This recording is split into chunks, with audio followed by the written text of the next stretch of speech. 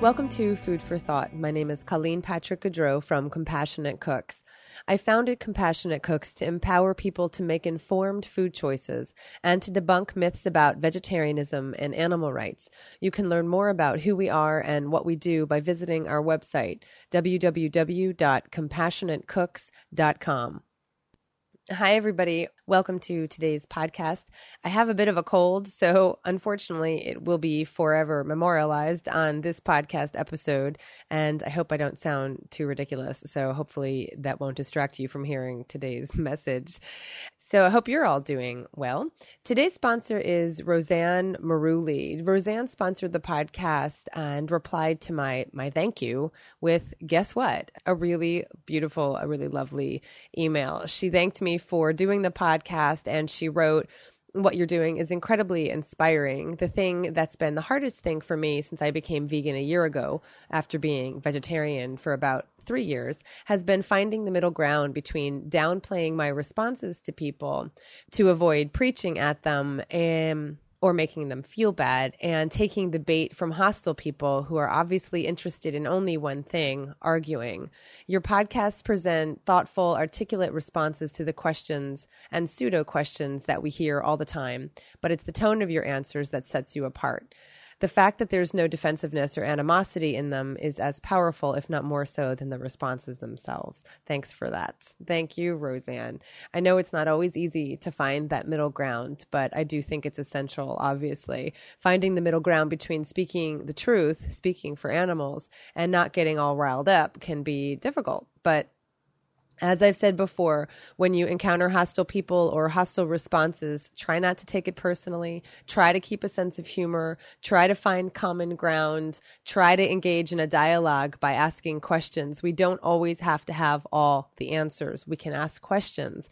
And the answers to these questions might help you understand how to respond. And those questions that you ask might actually get that person thinking themselves. So just do your best, Roseanne. Remember that you are human. Remember you're not perfect. Thank God we're not perfect. Life would be pretty boring if we were all perfect little creatures. So thank you. Thank you, Roseanne. Thank you very much for your podcast sponsorship. I'd also love to share with you another email I received recently from a woman in Canada. Her email, as you'll see, or hear rather, is so honest and so humble and just so beautiful that I had to share it with you. She also shares some personal aspects of her life, which I wanted to respect. So I'm choosing not to use her name. I hope she doesn't mind. I think she'll understand. But here's what she wrote. "In the past 3 weeks, I have listened to every one of your podcasts. And for the last 3 weeks, I have not eaten animals or anything that happens to come out of their bodies." It sounds silly, a podcast changing someone, but that's exactly what your podcast has done. I never would have thought of myself as someone who would ever, quote, go vegan. I was always the vegetarian who said, "I don't eat meat, but don't worry," insert shocked, annoyed parent or friend. I would never not eat dairy or eggs. And now I don't. I was always frustrated by vegetarians who would try to guilt or pressure people into not eating meat, not because what they were saying was wrong, but because it was so slanted and angry that I knew they were only digging themselves a deeper hole. But you present the information in such a logical manner that even though just a few hours before listening to the first of many of your podcasts, I had stocked my fridge full of eggs, milk, and cheese, when I returned home, enlightened, I could not touch them. The wake-up call for me, the one fact that did it, was that the veal industry is a direct result of the dairy industry. Duh. It never even occurred to me. I would comment on my dad munching away on his baby cow while I proudly ate my fettuccine Alfredo, not even thinking that the food on his plate was only there because of the food on my plate. I might as well have been eating the veal. In 8th grade, I became vegetarian. This was quite a shock to my father, having been born on a small farm in Quebec, Canada, and was a 6th-generation butcher. Though I did this for ethical and environmental reasons, there was a darker motivation driving me. Over the year, I had developed an eating disorder and used my vegetarianism as an excuse to avoid food. Thankfully, my 2 beautiful friends saw the destructive path I was on and sought out help for me. A mentor of mine who had faced the same struggles as I did told me to find passions in my life and celebrate them. She said, "Find parts of you that you are truly proud of." As I slowly began to accept and love myself for the first time in my life, vegetarianism, which was once a means of hiding my anorexia, became one of the parts of myself that I was proud of. I embraced it, and it helped me heal. It showed me that the compassion I had toward the animals I was sparing by not eating them could also be directed toward myself, self-compassion. Today, I truly am proud of who I am. There is a wholeness to me now. That's the best way I can describe it. I feel at peace and energized and complete. When I was a vegetarian, I would state why I didn't eat meat. But even as I did, I couldn't help but feel a bit hypocritical. I wouldn't eat this and this and this, but this, eggs or milk or cheese, was okay. You said it perfectly. My actions are now a direct reflection of my morals and values. Seriously, thank you, Colleen. I can't imagine the dulled state of mind I would be in if it was not for you and your message. Continue. Persist. No matter what. You are changing the world.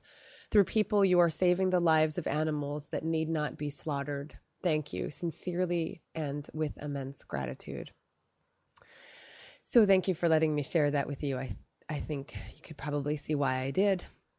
Thank you to all of you listeners, all of you subscribers, all of you sponsors like Roseanne. If you would like to support this podcast, please consider a one-time or monthly contribution. Just visit compassionatecooks.com and click on support our podcast. I'm very grateful for your support and for your emails. So welcome to Food for Thought. As regular listeners know, the structure for today's episode is such that I read an essay or a story or an article from someone else, someone other than myself. And today, I'd like to read you an excerpt from a very special book that I cannot recommend highly enough. It's called The World Peace Diet, and it's written by Will Tuttle. Tuttle, Will Tuttle. Will is just an absolutely amazing person. He uses his compassion and his wisdom in order to create that world that we all envision, a world of peace and kindness and nonviolence and high consciousness. He is a gifted writer and he lectures all around the country. He's really an amazing spirit. The full title of his book is The World Peace Diet, Eating for Spiritual Health and Social Harmony. And I'm so honored to call him a colleague and a friend. I don't think there are many people doing the kind of work that Will's doing, using universal principles to raise awareness and raise consciousness at the same time. We are very similar in our use of language, in our perception of things, and in our approach. And if you appreciate this podcast, I am certain you would love his book, which you can buy through my store at compassionatecooks.com. You can also visit willtuttle.com, willtuttle.com. He just recently wrote to me and told me that someone told him that they heard his book mentioned on the Howard Stern show, of all places. Apparently, Howard Stern's co-host, Robin, read The World Peace Diet and she became vegan. And so she was recommending the book to all of her listeners. See what I mean about finding seeds in the unlikeliest of places? You just absolutely never know. So I'd like to read you an excerpt from Will's book, and I chose a section that enables me to talk about another book I highly recommend, and that's Jim Mason's An Unnatural Order, which is also on my website and which I know I've recommended before. By the way, both of these books are published by Lantern Books, a wonderful New York-based publishing house founded by Martin Rowe. Martin Rowe was the co-founder of Satya magazine, which unfortunately has since closed its doors, but luckily you can still access all of the past articles and issues on their website. Lantern Books publishes books for, and I'm quoting from their website, for all who want to live with greater spiritual depth and commitment to the preservation of the natural world. And they focus on books about animal advocacy, vegetarianism, health and healing, nature and environment, social justice, and a lot more. It's run by fantastic people, so check them out at lanternbooks.com and do support their work and do support the books that they publish. So Will refers to Jim Mason's book in this excerpt that I'm going to read, and it's definitely one of the books that helped shape my thoughts about animal rights. To give you an idea of what his book is about, what Jim Mason's book is about, this is what Publishers Weekly says about the book. It's an eloquent, important plea for a total rethinking of our relationship to the animal world. Mason analyzes the West's dominionist worldview, which exalts humans as overlords and owners of other life. His powerfully argued manifesto will change many readers' attitudes toward hamburgers, animal experimentation, hunting, and circuses. So I just wanted to recommend that book as well, and you'll get a taste of it from the excerpt I'm about to read. So without further ado, here is an excerpt from Will Tuttle's book, The World Peace Diet, from the chapter titled Our Culture's Roots, pages 17 to 24. Most of us don't think of our culture as being a herding culture. Looking around, we see mainly cars, roads, suburbs, cities, and factories, and while there are enormous fields of grain and cattle grazing in the countryside, we may not realize that almost all of the grain is grown as livestock feed, and that most of the untold billions of birds, mammals, and fish we consume are confined out of sight in enormous concentration camps called factory farms. Though it is not as obvious to us today as it was to our forebears a few thousand years ago, our culture is, like theirs, essentially a herding culture, organized around owning and commodifying animals and eating them. It was roughly 10,000 years ago that wandering tribes in the Kurdish hill country of northeastern Iraq began domesticating sheep and initiated a revolution with enormous consequences. Anthropologists believe it was an outgrowth of the hunting practices of these tribes, who began attaching themselves to particular herds of wild sheep, culling them, and increasingly controlling their mobility, food, and reproductive lives. They eventually learned to castrate and kill off male sheep, so that the herd consisted primarily of females with a few rams. From this, they learned selective breeding to create animals with more desirable characteristics. Goats were apparently domesticated soon after sheep, followed by cattle 2,000 years later to the west and north, and subsequently by horses and camels another 2,000 to 4,000 years after that. Highly charged concepts of property ownership and of male bloodlines and bloodline purity gradually emerged, of which there is ample evidence by the time the historical period began about 4,000 years ago. Our Western culture can be seen as having two main roots, ancient Greece and the ancient Levant, the eastern Mediterranean basin and Middle East. Reading the earliest extant writings from these cultures from about 3,000 years ago, like Homer's Iliad and Odyssey and the Old Testament accounts of the ancient kings and their wars, we find that these cultures were oriented around meat-eating, herding, slavery, violent conquest, male supremacy, and offering animal sacrifices to their mostly male gods. For the old herding cultures, confined animals were not just food. They were also wealth, security, and power. The first money and form of capital were sheep, goats, and cattle, for only they were consumable property with tangible worth. In fact, our word capital derives from capita, Latin for head, as in head of cattle and sheep. The first capitalists were the herders who fought each other for land and capital and created the first kingdoms, complete with slavery, regular warfare, and power concentrated in the hands of a wealthy cattle-owning elite. Our word pecuniary comes from the Latin word pecus, meaning cattle, and the ancient Roman coin, the denarius, was so named because it was worth 10 asses. Livestock in the ancient herding cultures thus defined the value of gold and silver. Food animals were the fundamental standard of wealth and power. This fact gives us insight into the political might of the ranching and dairy industries that continues to this day. By commodifying and enslaving large, powerful animals, the ancient progenitors of Western culture established a basic mythos and worldview that still lives today at the heart of our culture. Ryan Eisler's The Chalice and the Blade and Jim Mason's An Unnatural Order summarize and digest the work of historians and anthropologists, providing some interesting perspectives on the fundamental value shifts that occurred when humans began dominating large animals for food and how these changes affect us in the present day. It's important to note here that the study and interpretation of history is notoriously subjective. We can notice in our own individual lives that our experience and understanding of our past changes as we change. This is obviously also true of the vast and complex collective past generated by millions of people. When we move into trying to understand prehistory, cultural pasts before written records, it becomes even more subjective. As historian Cynthia Eller writes, prehistory is still a huge and largely blank canvas. Thus, incredibly diverse scenarios can be painted upon it depending on the predilections of individual thinkers. Ryan Eisler draws on the work of many anthropologists and writers, particularly Marija Gimbutas, Jacquetta Hawkes, and Merlin Stone, to argue that there have been basically two types of societies, which she refers to as partnership and dominator. In partnership societies, men and women are essentially equal and work together cooperatively, and Eisler attempts to demonstrate that this was the norm for many tens of thousands of years of human life prior to the expansion of patriarchal dominator cultures that were based on herding animals. This relatively recent occurrence, 5,000 to 7,000 years ago, was due to what Gumbudas calls the Kurgan invasions by warlike herders from Central Asia into Eastern Europe and the Mediterranean basin.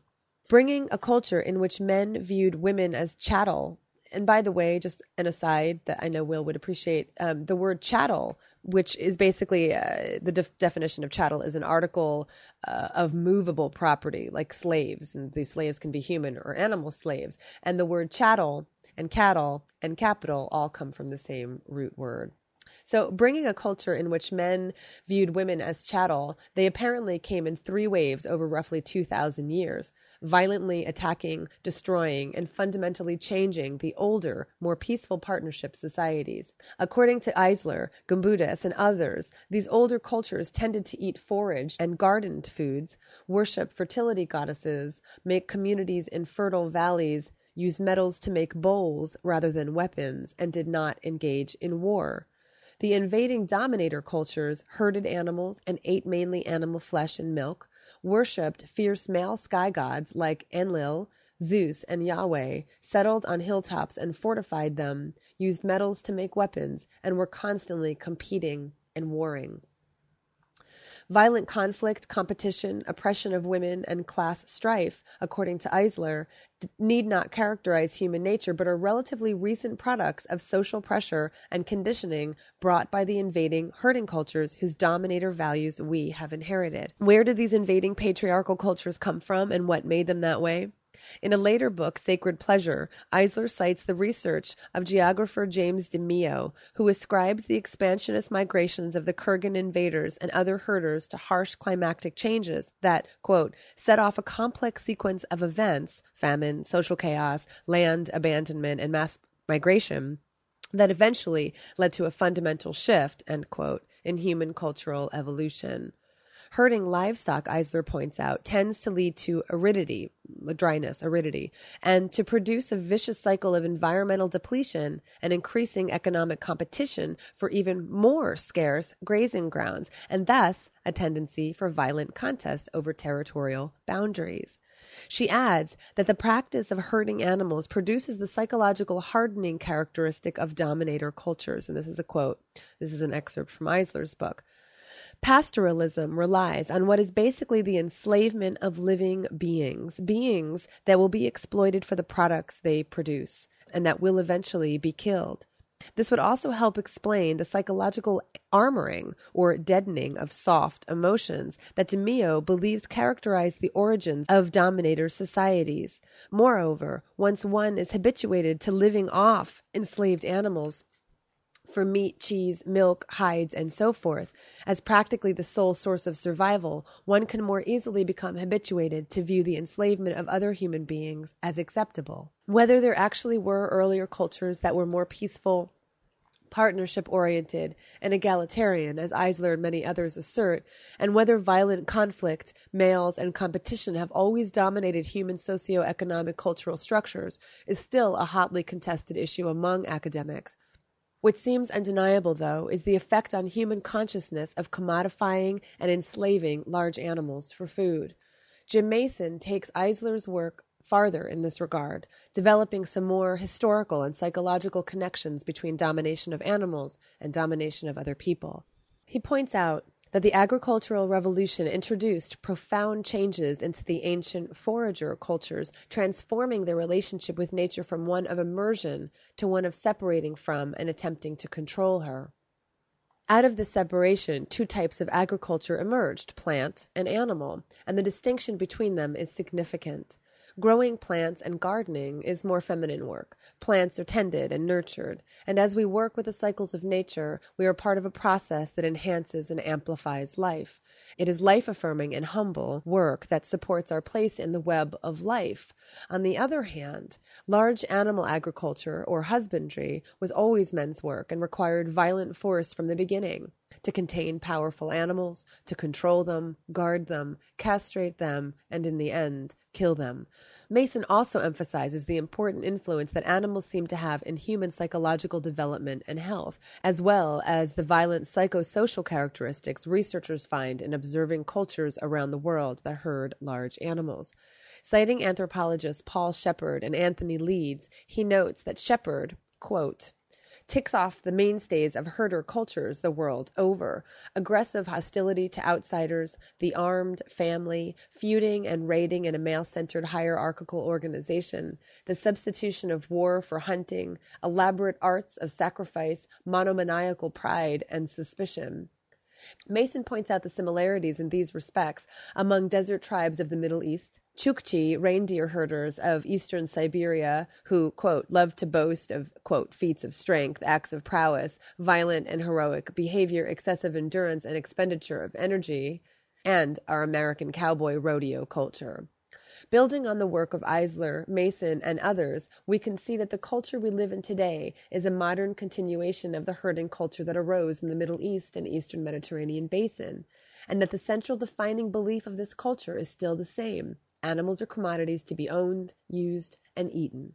By extension, nature, land, resources, and people are also seen as commodities to be owned, used, and exploited.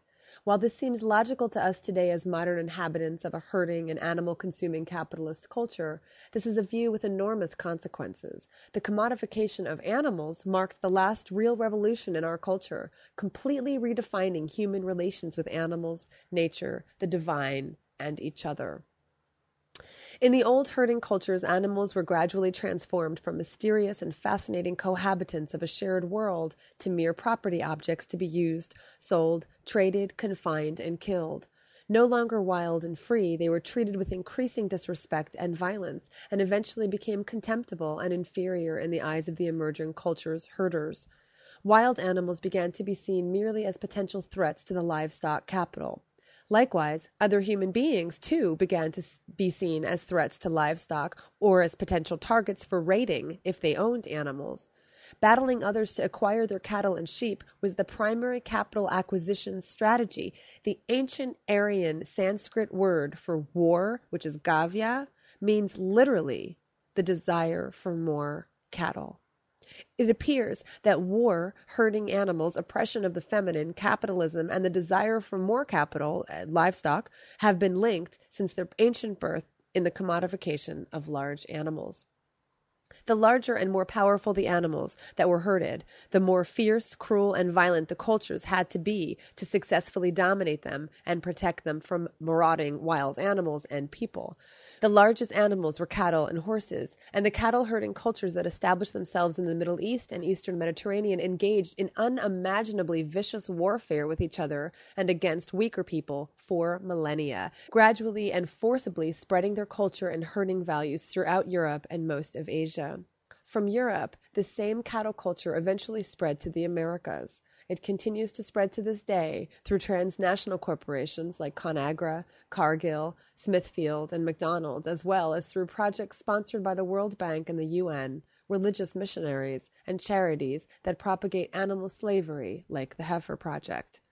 At the living core of this ancient culture that became what we call today Western civilization was the absolute supremacy of humans over animals, reinforced through daily meals. Wealth and prestige for men began to be measured in terms of how many livestock animals were owned and how large an area of land was controlled for grazing. The role model for young boys became that of the successful proto-capitalist, the macho herder and warrior, tough, cool, emotionally distant, and capable of unflinching violence. Women, livestock, and captured or conquered people were property objects contributing to the total amount of capital. Wars, though horrific to combatants and the general population, were potent methods used by the wealthy aristocracy to increase its accumulation of cattle, capital, land, power, and prestige. It's helpful to realize that the mentality of domination characterizing the culture into which we were born thrives on seeing and emphasizing differences and ignoring similarities, because this is what enslaving and killing animals requires us all to practice. As herders and dominators of animals, we must continually practice seeing ourselves as separate and different from them, as superior and special. Our natural human compassion can be repressed by learning to exclude others and to see them as essentially unlike us. This exclusivism is necessary to racism, elitism, and war, because in order to harm and dominate other people, we must break the bonds that our hearts naturally feel with them. The mentality of domination is necessarily a mentality of exclusion. It's obvious if we look closely that many of the root assumptions and activities of the ancient herding cultures still define our culture today. The single most defining activity of these ancient cultures was, as it is today, feasting regularly on foods provided by the bodies of dominated and excluded animals. Wars still enrich a wealthy elite class while millions bear the burden of them, and the world's rich feed on animals fattened on grain and fish while the poor go hungry. Our capitalistic economic system and its supporting political, legal, and educational institutions still legitimize our commodification and exploitation of animals, nature, and people, our domination of the underprivileged and foreign, and an unequal and unjust distribution of goods based on predation, often euphemized as competition and free trade, oppression, and war. As we have evolved socially, we have made some undeniable gains in reducing certain excesses and in providing some protection to the weak and vulnerable. On the whole, however, we have to wonder why our progress has been so slow and difficult. The answer to this is on our plates and extends from there to feedlots, slaughterhouses, research laboratories, rodeos, circuses, racetracks, and zoos, to hunting, fishing, and trapping activities, and to prisons, ghettos, wars, and the military-industrial complex, and our ongoing rape and destruction of the living world. Speaking of raping the natural world, whenever I hear non-vegetarians talk about how much they care about nature and the environment, how much they care about the ecosystem, and how much they care about wildlife and wild animals, I wonder if they're aware of the USDA's Wildlife Services Program. It used to be called Animal Damage Control, but for public relations purposes, it was changed to the much gentler, much more euphemistic name of Wildlife Services, which is such a slap in the face to wildlife because this name sounds like it's actually providing services for them, but it's actually quite the opposite. Wildlife Services uses millions of taxpayer dollars to kill hundreds of thousands of wild animals annually. In the fiscal year 2000, the USDA spent $31.9 million, $13 million of which was from federal funding, to protect ranchers, to protect livestock. Let me just give you an idea of how many animals are killed every year to protect the cattle, to protect the capital of ranchers. The numbers keep going up, but this is just an example. This is a snapshot from 2004 when Wildlife Services killed 2.7 million wild animals. And here's how it breaks down. 75,674 coyotes, 32,085 beavers, 10,518 raccoons, 11,484 pigs, feral pigs, 9,797 snakes, 6,773 skunks, 5,574 squirrels, 3,907 foxes, 2,841 deer, 2,210 prairie dogs, and 4,748 rats. Say what you will about rats or skunks, but they have a right to live as much as any of the other animals we're taught to admire. And you can see these numbers for yourself. Just type in USDA Wildlife Services. You know, we've been taught to compartmentalize animals into those we eat and those who entertain us and those whose fur we desire and those we keep in our homes and those we feed outside with our bird feeders. And this social framework has divided up animals so that we can justify exploiting some but admire others and love others. Since 1885, the U.S. federal government has been involved in wildlife killing campaigns designed to protect ranchers. They kill millions of coyotes and wolves and bears and mountain lions and birds and many animals as a subsidy for the livestock industry. The methods they use are ineffective, they're cruel, and they're environmentally destructive.